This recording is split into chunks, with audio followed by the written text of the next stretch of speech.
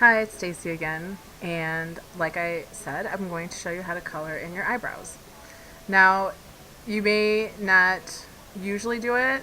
If you have nice thick eyebrows, you probably don't need to. However, if you have any sparse areas at all, you could even just kind of fill in the sparse areas with one or two little drags of a brush or a pencil.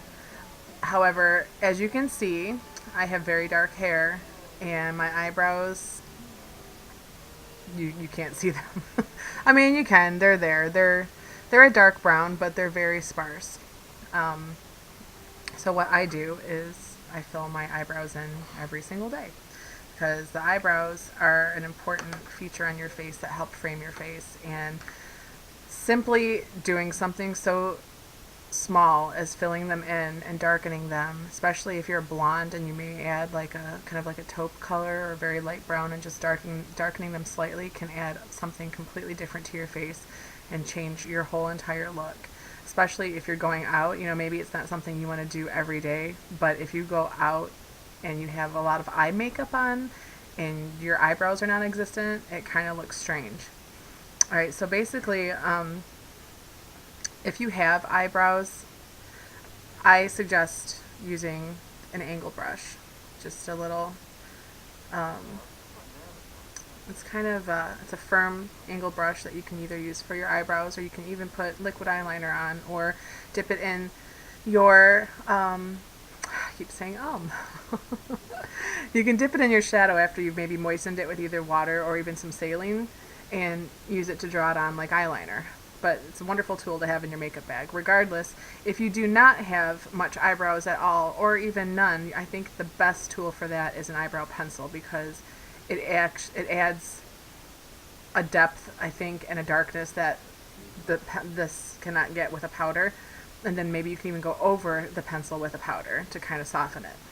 However, I'm just going to use what I use, and that's typically this angle brush and this little palette of eyeshadow. Yes, I use eyeshadow because it's black, and if I use brown, I think it looks strange. So it's a flat, matte, black eyeshadow, and I just kind of touch it once or twice like that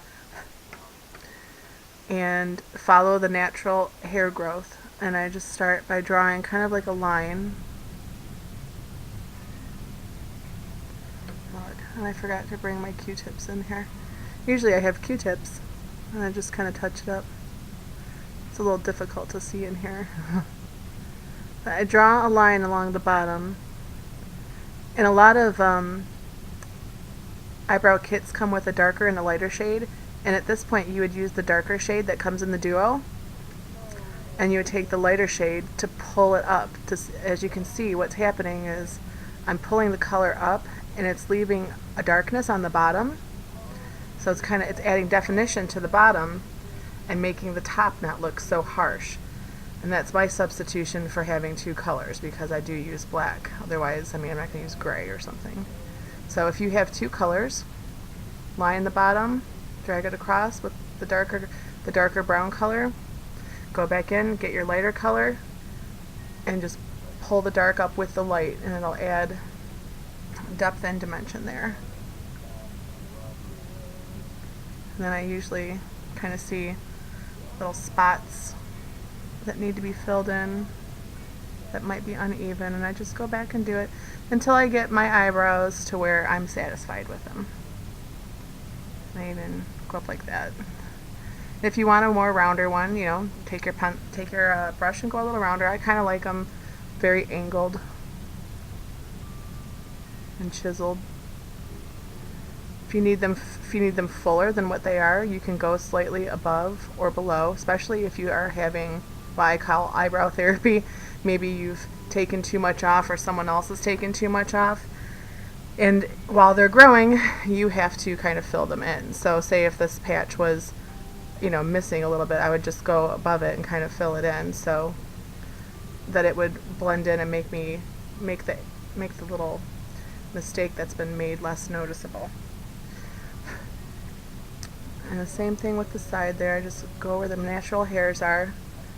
And here I do exaggerate a little bit because it is a little thinner there, and it should be stopping right at the right here, and it doesn't.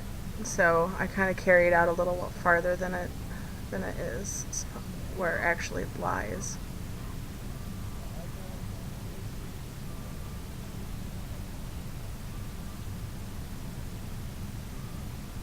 And if you get a hard line, just go over it a few times and it'll soften.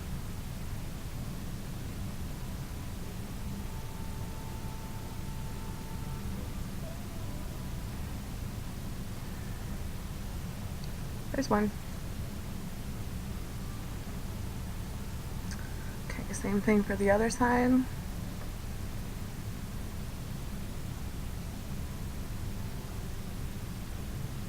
Just a line. Again, if you have a duo, put your darker line there. Drag it all the way across if you can. Go back in, dip into your lighter color.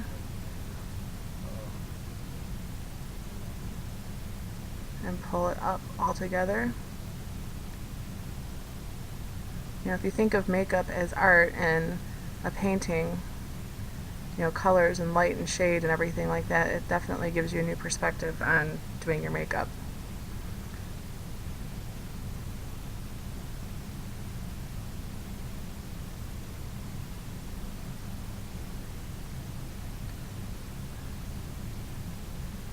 And kind of take it across the top to make it nice and sharp the way that I like it.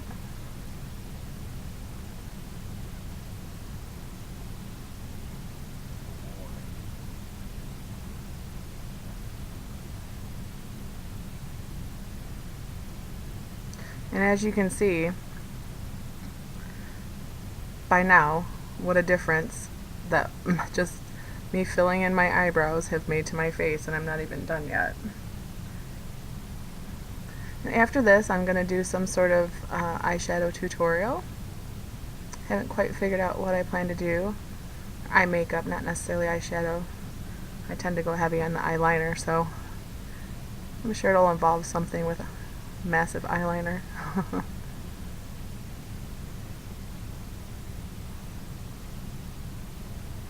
And where are we here with this? I'm pretty good there with where it, and I did extend it further than my natural brow goes.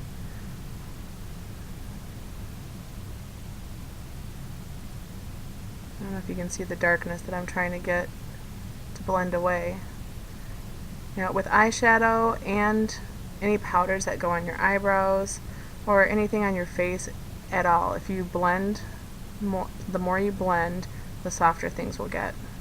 So if you have a mistake or something is uneven, just blend, blend, blend until you get the level of darkness that you like. Okay. 2 eyebrows. Much different than when I started, yeah? Alright. I'm going to end this one now. If you have any questions, please definitely leave me a comment, and I'm going to think of something interesting to do next. Plus, you know, when you fill them in, you can do the evil eyebrow. Alright, we'll see you soon. Bye.